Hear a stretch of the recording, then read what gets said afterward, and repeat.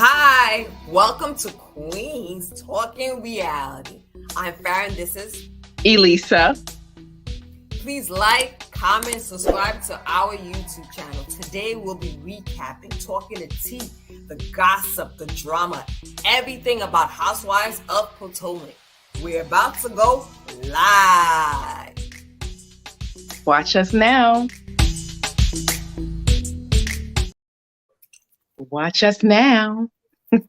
Welcome, come on in. It's the grand finale of Housewives of Potomac right before the reunion. Don't forget to like, subscribe to our channel, our Facebook, our TikTok. But let's get right into episode 17, season 7, grand finale.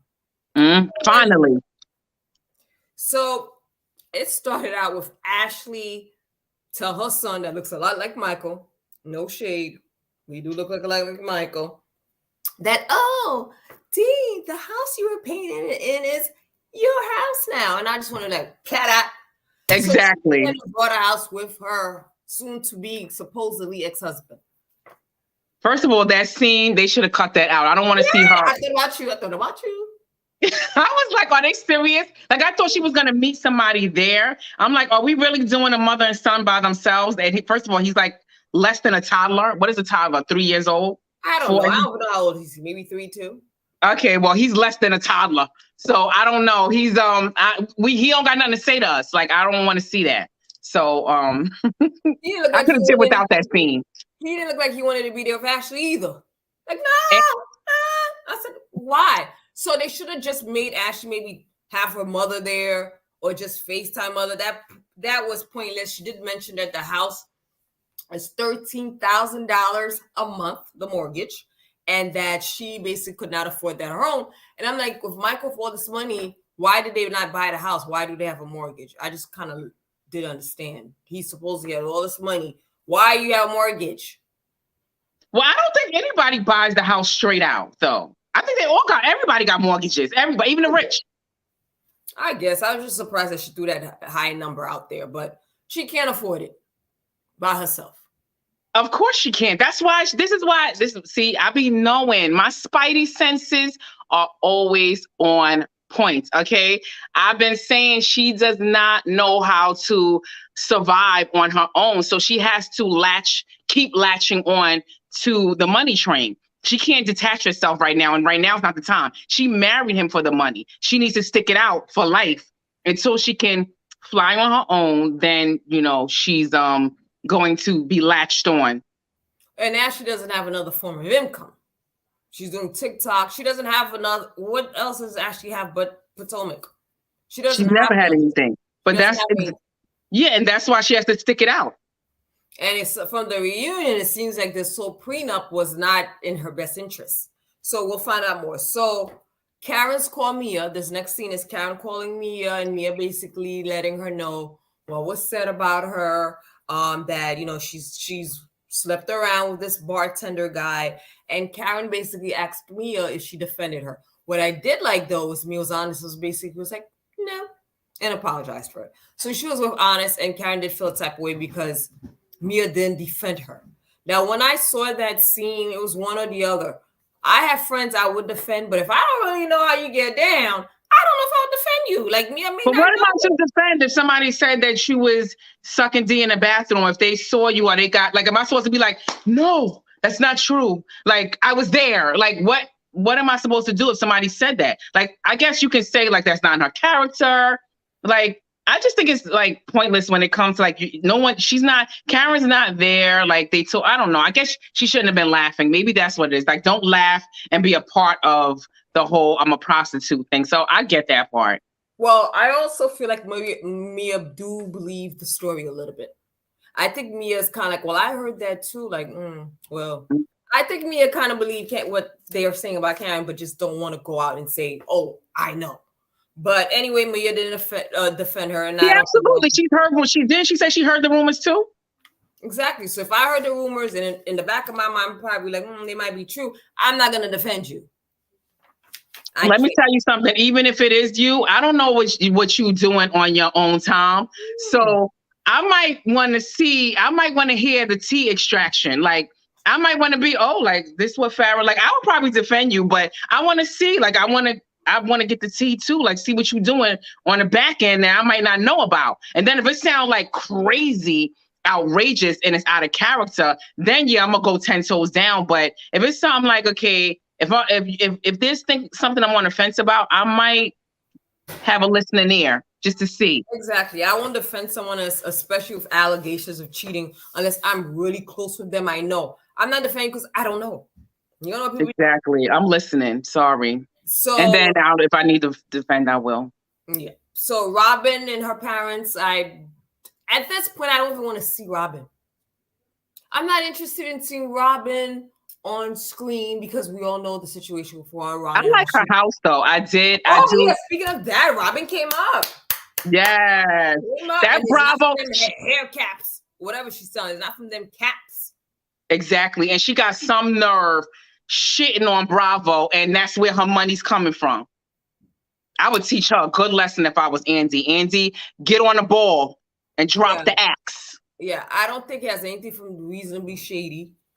I think all of that is Bravo money that she and Juan is able to afford that. Ron is a coach. I mean, I don't know how much coaches make, but they can't afford that house, I'll tell you that. So Robin's main income is Bravo. Absolutely. And they've always had, like, he's been a coach, like, all this time. And they've been living in, like, a house like mine, like, when they came on. I think less square footage than mine. So now they done came up and nothing changed but her Bravo checks. That's from Bravo, 100%. Yeah, her house is beautiful, beautifully decorated. It was gorgeous. Her parents came. She told them about the wedding. Her parents were disappointed her in coming, and eventually they seemed there like, okay. I didn't really care about the scene. It made I don't know. And then Robin's reasoning just kind of made no sense. Like, if she invite her parents, she got to invite her cousins, her brother. Like, if I'm going to invite my mother's the main, like, she's the head B in charge. Like, so that doesn't mean I got to invite my cousins, my nieces, my nephews. No, my parents would come, and I don't got to give an explanation to anyone else. So her reason was kind of stupid. And for her mother to be like, oh, okay. Stupid. It was very stupid because people would expect their parents to be there. I don't think anybody would be upset like, girl, you didn't invite me, aunt. So no.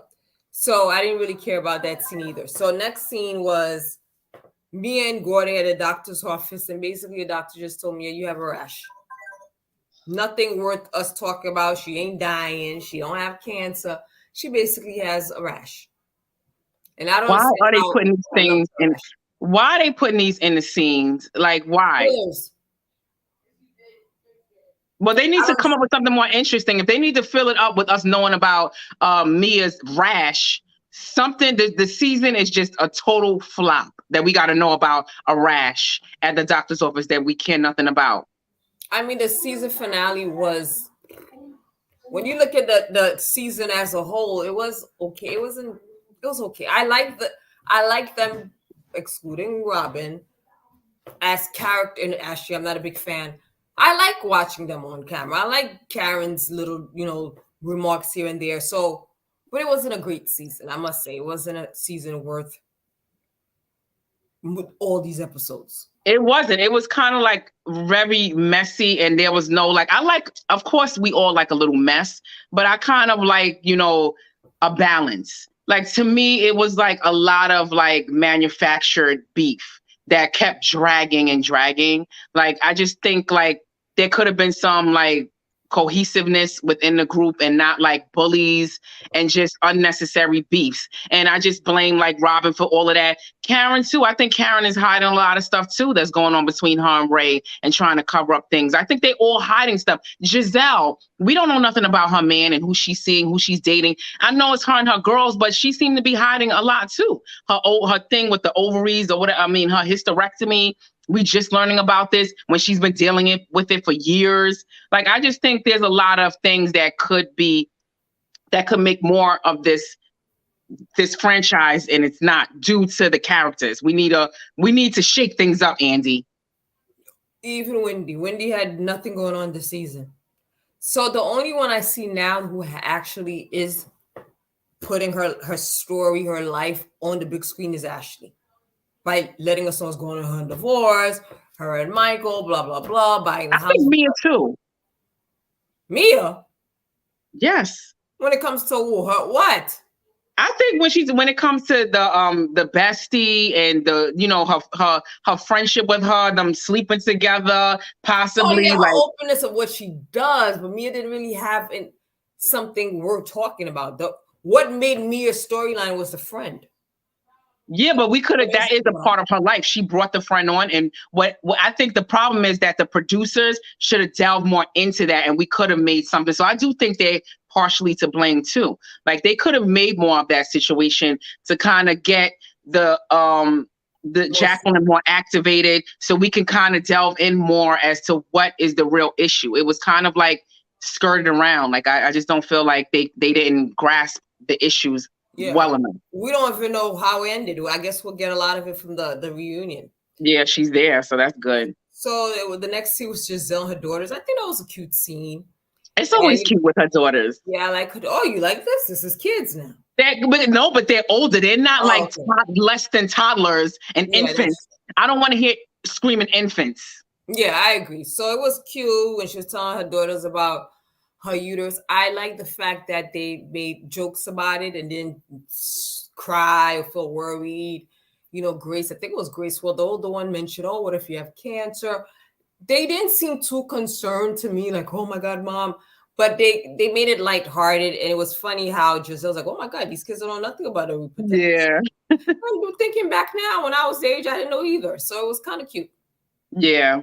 But again, it was a scene we didn't need to have. But again, that was a filler scene. But it was just seeing. Yeah, I like her with her girls because it gives another side to her. I think that's why. Like I said, I like a balance, and I feel like her being around her girls brings that balance. Yeah, and it's always comedic when she's around them. It's always some sort of laughter. So they had Karen and Wendy. They were talking, and again, it was the same thing. Karen was just telling Wendy what Cherie said and how she felt Mia didn't stand up for her. Yep.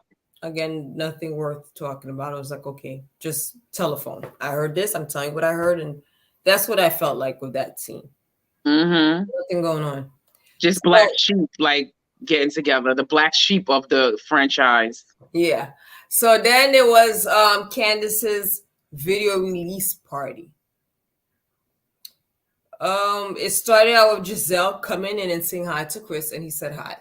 They never had a conversation, but they were both very cordial to each other and said hi to each other. That's what I'm saying. Like they're missing so many good scenes that we could have gotten out of this and just tied things up. Like that's the part that's irritating to me. Like these producers, the characters, Bravo needs to shake things up.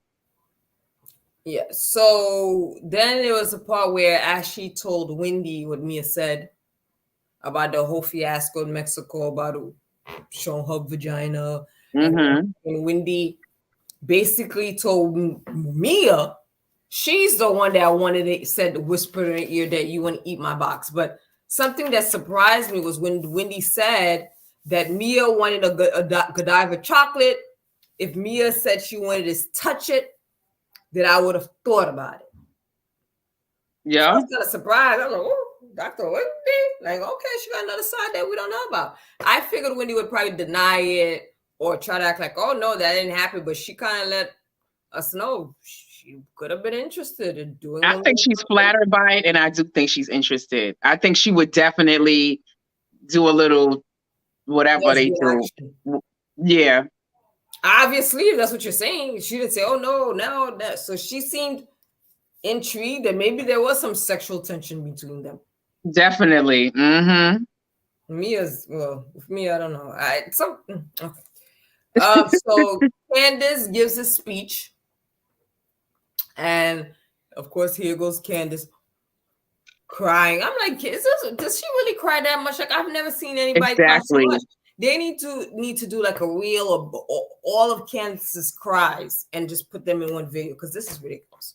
Yeah. So I understand getting emotional when she's talking about her husband, but come on, Candace, get it together. So it was nice. Chris was like, oh, are you going to make me cry? He went up there, he hugged her. That was nice to see. You know, Oh, just sitting there that like, was too much. it was nice to see. It was nice to see him support her. It was nice to see her mention him and giving him his props. So I thought it was good to see. I mean, Giselle looked like she was I don't want happy. to see my man coming up crying and all of that. I mean, But did Chris actually cry? He said, "Oh, you're gonna make me cry." I don't know if he actually did cry. oh, okay, maybe he did.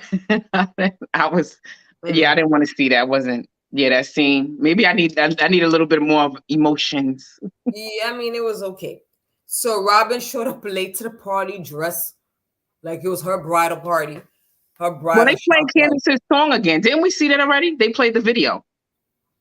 They did later on. They played the video. Yeah. Oh, I thought they played it this scene. Oh yeah, Okay. they did play the video, and then Robin came after they played the video. It seems like everybody liked it. Of course, everybody was making the little shade, like, "Oh, Mia, the budget's higher this time." But that And was then they it. all asked them if they thought the song was good. And didn't Giselle throw a little shade? Giselle threw shade. Really? I don't can't remember the song. Was it good? Like Giselle threw shade, but she's like, I hope. She said she basically hopes Candace, singing career is successful, but she did throw shade. Like she didn't remember the song. Basically, yes. I like Drive Back. I do. I actually liked it. I actually like the video. This video, of course, is a little bit more on a higher budget, but I like it more so than Insecure. I like Drive Back more than the song Insecure. Definitely, me too. And I think a lot of times because it's Candace Webb, I think if they gave that song to some other well-known singer, I mean, I don't think this is a Rihanna or Beyonce song, but if they gave it to another singer, I think it would have probably blown up a little bit more. Absolutely, because it does have like some radio appeal, mass appeal. I definitely think it could do something, but I just don't know. I think the Housewives might have a little stigma or something. Like I don't think their albums. I don't think people take it seriously when they do music because all of them are like mediocre at best singers. And again, people know who you are, and if a lot of people don't like Candace, it's not gonna listen to music. That's something. A lot of people, if you're not well liked in these shows, and here you are trying to have a music career, you're not going to be very well liked. So that's one. And also, I'm just surprised that this didn't get a lot of buzz because she did have Trina on there. So I figured it would have probably done well, but it didn't even hit 1 million views, not that I know of. Oh, it didn't? Oh. So I don't know. Candace started looking for something else to do. Forget the music career. So here goes Giselle. She goes to Karen, and in discussion of, once you start talking about the conversation that was said by Charisse at the strip club, and Karen is telling Giselle what Mia told her, and Giselle, oh, she didn't mention that she called you a prostitute or said you were a prostitute. Lying. I mean, that's not how Mia meant it. When Mia said, "Oh, well, you guys calling Karen a prostitute," and everybody was shocked. It was a question. Correct. So with this whole thing, I had to rewind it. Did you see Ray's face? Oh my goodness! Wait, which part? Because it was like two. That was the one. Because they approached her the first time with Giselle. It was just her and Giselle. Was it the second time we talking about? Well, I don't know what time, but I'm talking about a time when Ray was there and he was like. Because there was one time, oh yeah, she did like just tell him to like be gone, basically. Yeah, that's the second part. But the first time when Giselle did that, and Karen's facial reactions, her facial reactions has to be done. But Ray looked confused, like what's going on? Where am I? The secret is out. Like his face just gave so many different looks that it was hilarious. And it seems like at the reunion, he is going to really be bothered. Like at the reunion, like he's not even going to want to discuss it and he's going to like dismiss Andy. So that's going to be interesting too. But I thought too, when Karen dismissed him and she went in like, baby, go over there for a little bit because I got to like address this and I don't want you to hear it. And then she goes in for a kiss and he kind of just like walked away. Yeah. I thought that was very telling. If that situation were to happen, you probably don't want your man around. Whether it's true or not, because now there's rumors being spread. He might feel a type of way. He might get involved. This is woman to woman. I probably would dismiss my boyfriend too. Like, be gone. And I then don't know me. I would have been so enraged. I don't think I would have thought about like I wouldn't. I wouldn't have had enough senses to like multitask in that kind of way. Like, okay, let me before I address you, let me do. No, I would immediately address that and shut it down. Like, there's no like, okay, babe. Like, I don't even think he would probably have to hold me back or something if somebody's coming at me talking about I'm a prostitute. Like, I wouldn't have enough senses to be telling him to leave. No. I mean, with where Karen is right now, status wise, she has businesses, and now if Yeah. anything get canceled in True. this culture, I see why she would be offended by it and try to, save her name or her True. reputation. Me, on the other hand, I'm not on TV. People want to call me prostitute or whatever. I don't give a damn.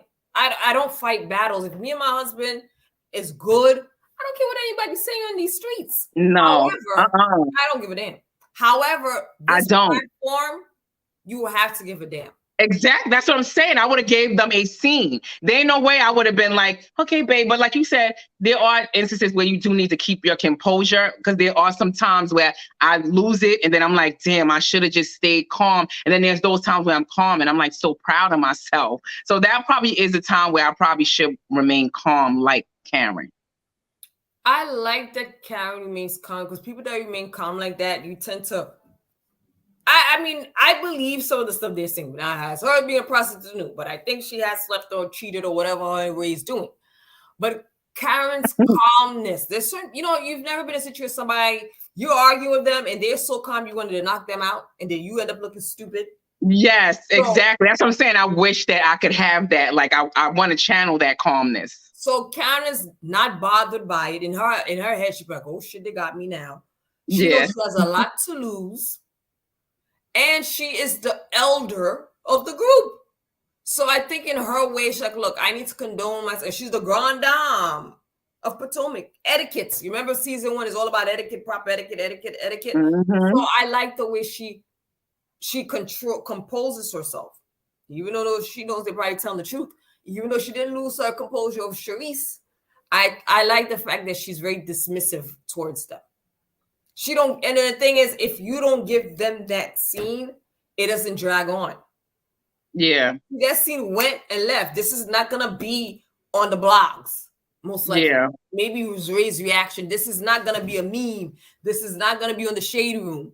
But once you make that scene memorable, everyone's gonna remember, oh, remember the time Karen went off because they called prostitute?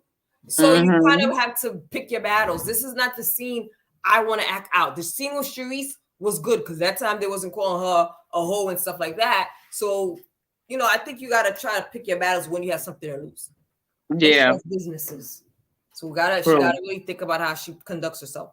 So, of course, Giselle, so then they bring Mia over. Mia then goes into explaining the situation that happened and that she feels, Karen is saying that Charisse is lying. And basically, of course, Charisse comes all of a sudden and said, I'm not a liar. I believe some of the stuff Charisse is saying. And Karen walks away. But then Charisse, the way Charisse is being thirsty for a scene, because she's like, goes up to Karen and she's like, do you got something to say to me? Like, why would she have? And then she's like, was very aggressive. Like, I don't know. I just feel like, this woman does not like you. She does not have nothing to say to you. Why are you approaching her trying to provoke her? Like, let it come naturally. Like, it's like they trying to provoke scenes. Well, exactly. Charisse is trying to windle her way back into Potomac Housewives. Mm-hmm. She gets along with everybody. And if you're that girl that gets along with everybody, eventually they're not going to need you because you're not bringing anything to the scene. Charisse, I don't think is really cut out for the Potomac Housewives and stuff because she don't bring it. She just doesn't fit into the crowd for me. Something about the things. Don't get me wrong. I like Charisse. I don't think she's a liar. I think her saying, "Oh yeah, I went out with Karen and she slept with a man in the bathroom." I tend to believe it. I don't see why. I mean, well, I can see why she's lying, but she's very adamant about not being a liar. She knows Karen. She knows some details. I just don't think Charisse is a good fit. Charisse does have money. I think she wants a little bit of fame. Mm-hmm. Kind of like, I got the money. I have status in Potomac, but I don't mind having the fame more. Maybe she wants to start a champagne room, start a new business, get more money, whatever. But I don't think she's the right fit. I don't think so either. I could see her more maybe the Married with Medicine with that older crowd. I don't, well, because of Potomac, there's a mixture of ages. Yeah. We have Karen, we have Giselle, we have Ashley who's young, we have Wendy, I think who's 40 or something. We have Mia. She just doesn't fit in. Yeah, to me, I just don't see what she would bring. I mean, we don't know much about her life now that she's like a friend of the show, but I just don't think the only thing that she's bringing is trying to get under Karen's skin. Like, I need to know what else can she bring. Like, she does get along with the other ladies, but I still don't think like she, even with the Robin situation where she was holding her back, she's lying because she want to befriend Robin, knowing that you held her back. Like, you're not even holding people accountable that needs to be accountable. You're just there just to get under Karen's skin. Like, we need more from you and you didn't show us more. So you need to be up out of here. The season ended. You had your time. You didn't bring anything. It's over. Termination time. Charisse, I don't think she's coming back next season. I think this was the deal break. This was a season either she was going to make it or break it for her coming back on the show. I don't think she's going to be somebody coming else back. She needs to just get off of reality TV. Mm-hmm. This is not for her. And I don't think she's a good fit. See, I think Mia's friend is a better fit than Charisse. Definitely. Absolutely. That's what I'm saying. We need to delve into that relationship, that friendship. Charisse, I don't know. Something about Charisse. No, bring her in and out of the scenes, but not a permanent cast. Mm-hmm. So let's see. Oh, so then there's a scene with Mia pulling Karen to the side, and she tells Karen that someone said that they have a best friend that Karen had sex with in the bathroom. And Karen, of course, denies it and basically said, "Oh, if my age and somebody say they're having sex with me," like kind of saying, "Oh yeah, I got it. That's why." Yeah, she didn't deny it. And she walks away. So at that point, this is when I think she takes Ray and leaves. Because like, oh, now the real rumors are coming out. Karen never, I mean, when Giselle said Karen never denied it, thinking back now, I don't think she's ever said I didn't do that, nothing. Yeah, she didn't. But I guess it doesn't need to be said. I'll probably be like you said, for the show, I would have like kind of delved into it and gave a little bit more of a scene than Karen did. But she kind of does like brush it off. And maybe she feels like she doesn't need to kind of like give it more light than it has. I get it. But I would have gave more of a scene if I was Karen. You're on a show. Bring it. Yeah, she scurs away too much. And then it's like guilt to me. Mm-hmm. You always run away like, ooh, the secrets are coming out.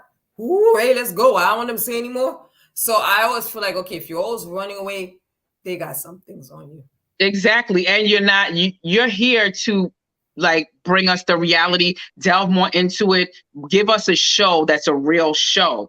And these are opportunities that she's letting slide. And that's why sometimes some of these people do need to be put on pause for just that reason. And they need to be told the reason why. Like, Karen, you're not giving us what needs to be given. We need a little bit more activation from you. You scurrying away during peak times, and you need to bring it. So I do think she needs, I don't know, Karen scurries away too much when it gets hot in the kitchen, and I don't like that. I agree. None of the producers say, hey, come back, finish this scene. She didn't, half of the rest of the end of the scene, she wasn't even there. They used a piece of flour to represent Karen. Yeah, which was stupid. And I know, like, when I listen to Carlos King, he always like gives the back scene information, like the intel on what goes on with the producers. And he seemed to be like a good producer and making sure, like, when they would cut a scene and he would come in and let the ladies know, like, listen, ladies, stop playing. Like, give us a scene. We got to go home. You want to go home. Let's hit it right now. So I like that. And I think like I think Carlos doesn't want to throw dirt on the new executives and the producers, but I do think he was more or less saying like they're partially to blame too, that they need to, kind of like ruffle these women's feathers and let them know like we got to get something here and y'all not bringing what needs to be brought. See, then I've heard him say that to me. Then I don't like that because then I feel like you're looking for people to make fake up drama, start stuff. I want it to be genuine. Like, I want it to be real life stories, real life beefs. But if I'm sitting there as a cast member and there's nothing going on, Wilson and dinner, because I think it was Cynthia Bailey who mentioned it. Like there was a scene, they were all together, and there was no drama. And Carlos came in like, "Oh, you guys need to start something up because we need to get a scene." People just come up with stupid stuff, and it eventually shows. Like all of a sudden, well, I heard a girl. Then you gotta now think like, "Oh my God, I'm under stress. I gotta do something." Yeah, I think a lot of them are under pressure. Yeah, you're right. Let me throw the water in her face. Like I don't want that. I want it to be. If it's a boring scene, well, you need to get people with more stuff going on. But I don't want it to be manufactured, scripted, because then I could just watch regular TV, a sitcom. Well, I don't think I didn't take it when Carlos explained it, like you said, like I didn't take it like he's trying to like make a scene. I felt like at times when Karen's scurrying away, like, Karen, where you going? Get back here. Like, finish this off. Like, where you go? And then kind of like tell, and then cut that scene and then have a talk with her, have a discussion so she can come back and address the situation. So I don't take it like as if like he's trying to make a scene. I think he's trying to complete scenes. Okay. But the one when Cynthia said it, it made me feel like that's what he does sometimes. Like, oh, yeah, ladies, bring it. This is boring. You guys are just sitting around getting along. This is not going to work. Like, hello, come on, get it together. So I think that's what it is. Both Karen, the producer, should be like, come back. We're paying you to stay. Yeah. 5. So Karen decides to leave. Ashley tells Candace she wants to talk to Chris. Well, we skipped over the part with Giselle. Which one of Giselle? Giselle goes to Candace and is like, I thought your husband wants to talk about the hotel situation. And she's like, oh, he's not. Yeah, this is where I'm getting at. And she's like, oh, yeah, he doesn't really want to speak to. And, right now, this is not the place. This is not the time. And here goes Candace. Ashley telling Candace she wants to talk to Chris. Because Candace basically brushed Giselle off. But then Giselle earlier wanted to talk to Chris too. But Candace shut it down. Kind of like, nah, we're not doing this right here. And Giselle respectfully said, okay. Yeah. Then Ashley now decides to not listen to Candace, even though not listen to Candace saying, no, he don't want to talk about that. Why you need to talk to him? My man ain't worried about no Muppet face. I'm not thinking about that at all. You're talking about my attractive friend. This is Ashley. Attractive? No. And she decides to go past Candace, like, whatever, bitch, and walk to Chris so they could have a discussion about how she feels his behavior has not been so appropriate. The way I would have cursed her out, I'm telling you, Ashley is doing, this is another scene where it's like manufactured beef. Like, Ashley's trying to get a scene. Yeah, she's trying too hard where it's looking desperate. Like, and to me, if I were Candace, she would have provoked me into cursing her out and then giving a scene, because there's no way if I tell you, you're not going to address my man. Like, that's a man at the end of the day. Like how they say a man shouldn't be addressing a woman. You shouldn't be going over there and I tell you not to, and you go behind my back, like not even behind my back, in my face to go to my man. Oh. That would have been a scene. Cheating allegations, which you and I already addressed. So Chris went off when he was saying, I'm very upset with the stuff that was said. And Ashley said some of his actions were questionable. Chris lost it as the F-bomb went off and walked away. And here goes Candace running after him. Then Ashley, what did I say? I didn't do anything wrong. What happened? What's wrong? Mm-hmm. I see Chris. The way he handled it well. Candace ran after him, tried to calm him down, but I think he did handle it the way he should have. Ashley should have kept him out. This has nothing to do with you. If Giselle went over there, it would have been more understandable. This has something to do with your friend. Like, shut the hell up. This has nothing to do. He didn't try to flirt with you. Like, why you bring this up? That didn't make any sense. Trying to get a scene when it was just desperation. Like, it came off as very desperate and digging to get a scene and a reaction.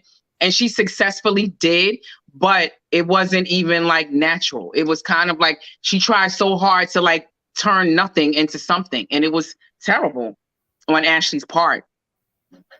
Correct. Considering her and Candace kind of said, oh, we made up, let it go. They had a whole talk about it when they were in Mexico about moving on. So now you're starting all over. This is exactly why Candace says she can't trust Ashley. I would have cursed her out so bad.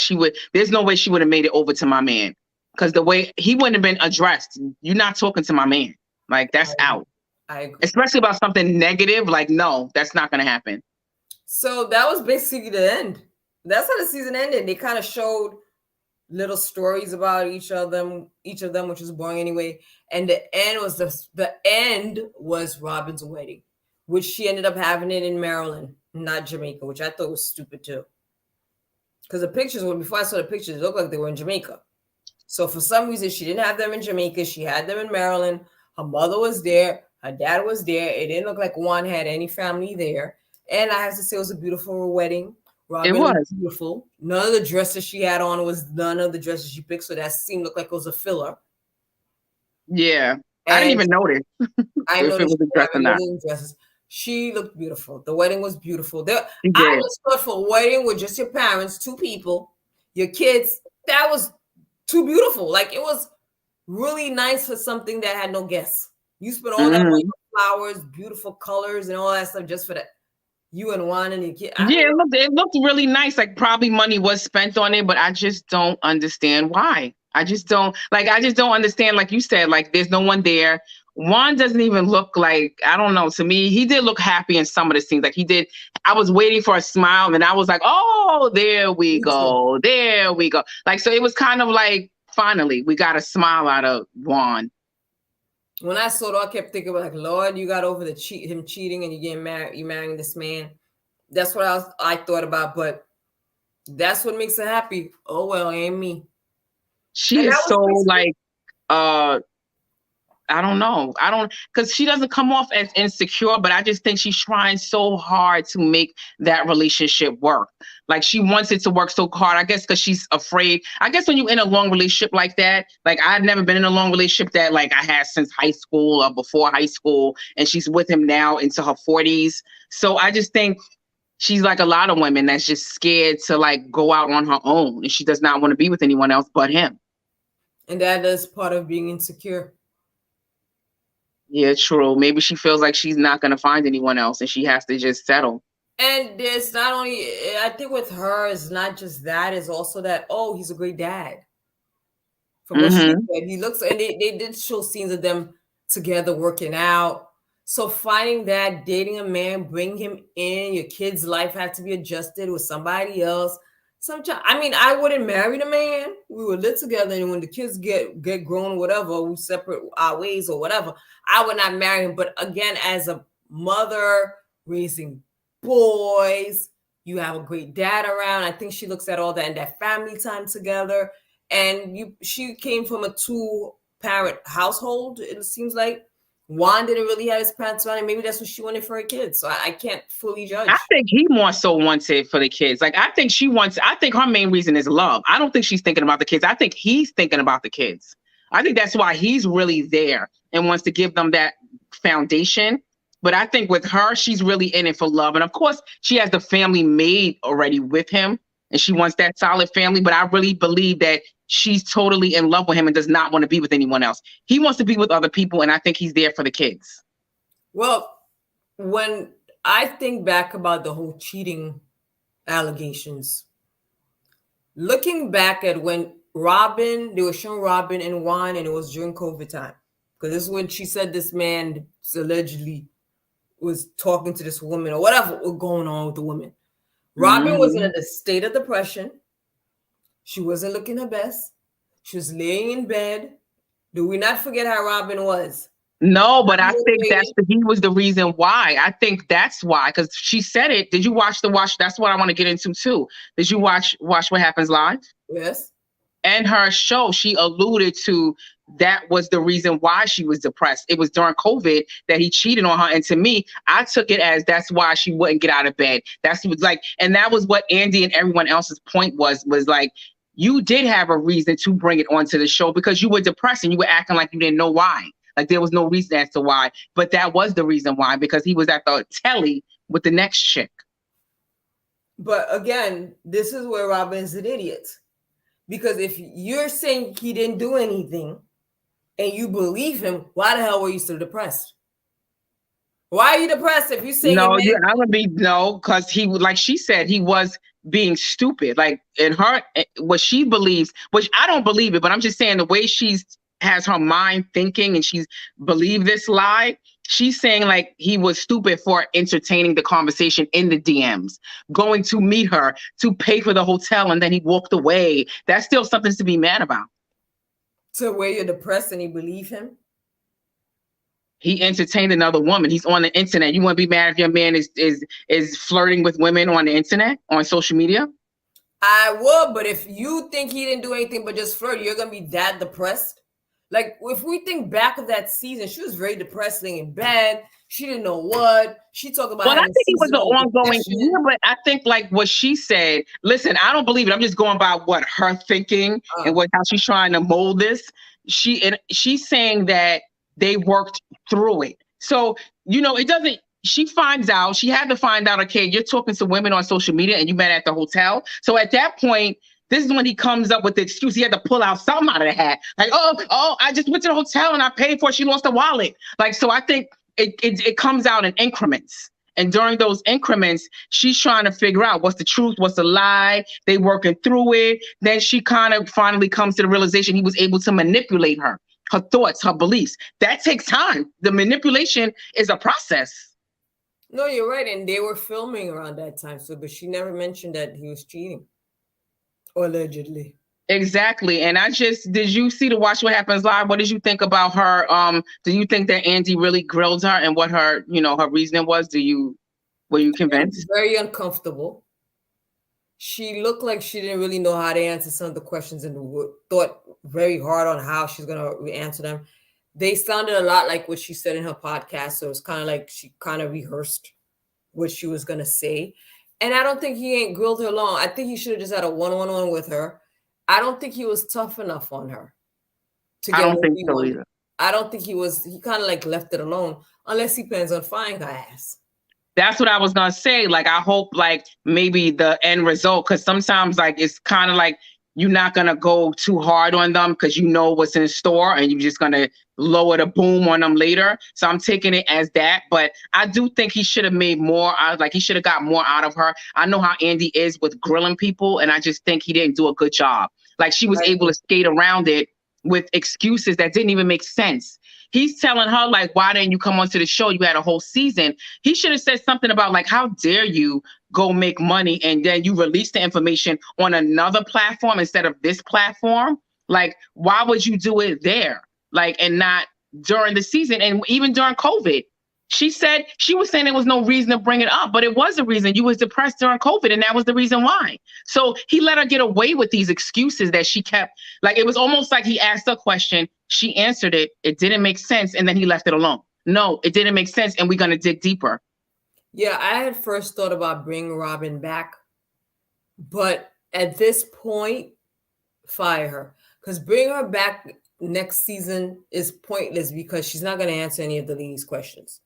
They're just going to dig at her. Oh, you lied about this, that. So I don't know if she did that to solidify a position for next season because that is her storyline about her lies. But nobody bring her back. No, I don't think a year after bring her back on the show. No, she's not going to say more than she already said. I could see them attacking her, Karen and everybody else. And she could be like, all right, I don't see how this is going to be an ongoing storyline for next season. I just think at this point she needs to be fired. She needs to be she needs to be taught a lesson, and she needs to be the what do you call it? Like, exactly. She needs to be an example because they need to sometimes shut some of these podcasts down for you to be making money. If I was Andy, they would hate her because I would be the one to implement rules now. Y'all can't have podcasts talking about revealing information and then making money. You know what? The Patreon, no one's getting a Patreon. No one's going to have incentives to make money on storylines within the season. So that would get shut down. So I think Andy needs to put some new rules in place as far as them making money on Patreon with storylines that should be brought on the show or wait for the show or get approval from the show. So I just think that, and I think at the end of the day, I think Robin, the reason why she believes this story, I don't know. I think partially Juan is manipulating her. But I think the other reason is she's not going to go against her husband. Like anything, I think he's the one that told her, like, listen, don't bring this on the show. You're gonna make me look terrible. Like, don't do this. Like, let's keep this between us. We working it out. I just please don't tell nobody. Like, I know I was an idiot. I know, I cheated because I think he cheated. I think she possibly could know that he did cheat, but I think her main objective is to look out for her man. She's not, she's gonna let go of that job that's bringing them the money. She don't care about nothing else but keeping that man happy. And that's what she's doing. Her and him being bothered by being on the show, all of these things that's going on, they both need to get off the show. They can't handle it. Yeah, and he didn't come to this reunion either. When was the last reunion he was at? I don't remember him being the last one either. That's what I'm saying. You're supposed to be supporting you. He's a part of her life. Like, he should be supporting her. And being that he can't, and then she's covering up for him, they both need to get off the show. They need to find somebody else that is more, transparent with their life, and they're not. Years ago, and everyone's like, "Oh my God!" But that's the Green Eye Bandit. She's part of Giselle. Package. Giselle could link up with Ashley. She could be like the two of them together. And Giselle's good on her own with, like, she's navigating around, like, with the messiness with everybody, her daughters. Like, she's bringing in a lot of different, like, dynamics within the group. She don't need Robin. Yeah, she doesn't. Robin needs her. Like, so Robin could go. I don't think Robin needs to be there. Andy needs to listen to us again, like you said with Renna. Fire her or put her on pause, a long pause. I agree. So let's see if that happens. So that was the end of the season for Potomac. So we got to stay tuned and see what happens on the reunion. I want to see what kind of lies Robin is going to tell Andy when they question her about the scene with Karen. I want to see what the secrets Charisse may release about Karen. I want to see if Giselle and Chris go at it. So I want to see everything that's going to be unveiled at the reunion. I'm waiting for the best friend Jacqueline to come on. That's the part that I'm more interested in. Like, Jacqueline, she got some receipts on some stuff, and it seems like they talked about her and Gordon getting it in. Yes, no penetration, he said, but there was some more. There could have been some sucky and licking and all kind of stuff outside of that. But whatever it was sexual. I think it's going to be interesting, and I hope that Jacqueline is able to stand her ground and not, like, scurry away and cry like she was doing toward the end of her scenes on the show. Like, she was not bringing it, like, and I know she got it in her, but it seemed like with Mia, she was kind of like a little bit intimidating and more wanting to be friends with her when Mia already threw her under the bus and didn't want to be friends. Like, now it's time to put on the gloves and let's go. Yeah, the friendship is already ruined. Bring it, Jacqueline. Let's go. So that was it. So please stay tuned when we do a recap of season. What is it? How many episodes? Part 1, Part 2, Part 3 of the reunion. I think there's 3 parts. With the 3 parts of the reunion. Well, we already have a video. Look at our other videos discussing the fashions. We may talk a little bit more about the fashions now that they're sitting down to see them up close. But thank you for watching. Please continue to like, subscribe to our YouTube channel. Follow us on TikTok. Follow us on our Facebook page and our Facebook group so we can continue this chat. Bye. Noodles.